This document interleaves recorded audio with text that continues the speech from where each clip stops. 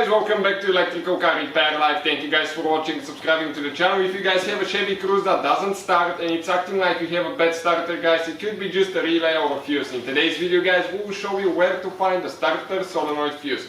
We guys have more than 200 videos on this car because our mission, guys, is to save you as much money as we can by providing these videos. So please, guys, subscribe, like, and drop a comment below under the video, guys. Let us know if you have any recommendations. Even if it's something you notice that we didn't do right, please let us know. So now that is a 2015 Cruze, guys. 2015, but it should be the same for the whole first generation from 2008 to 2016.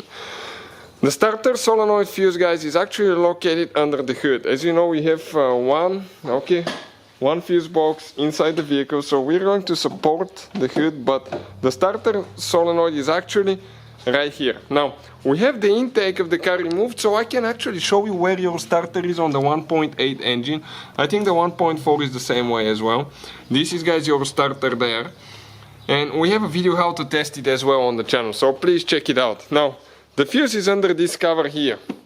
We have 3 clips that we need to remove. Okay, right here you can see you need to press towards each other. Okay, on each side. Pull up. Perfect. Now the fuse that we're looking at, guys, it's called a J-case fuse. J-case fuse is usually a fuse that is a square rectangular fuse that looks like that. It's not a regular tin fuse, it's this one. So we need to find number 12, and this is number 12, this is the number next to it. We need to get the fuse puller here. That thing we need to pull it back, pull up, grab the fuse, guys. Okay, you go here, grab, and you need to squish it on the bottom and start pulling a little bit. Okay, came out. So this is the fuse, guys. In some cases you can tell if a fuse is good or not, okay, by looking at the element. This one I can tell for sure. Okay, sometimes it's hard to do that. So what I usually do to eliminate that uncertainty, I use a voltmeter, guys. Okay, let me get one here.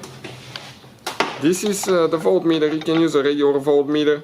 This is one really good meter, guys. You can check it out, list it in the description of the video below, and you can see the fuses there as well. Now, if we have it set at continuity, guys, if the fuse is good, there will be connection from one side of the fuse to the other one. And it will show 0 here on the display. If it's broken, okay, nothing will change, guys.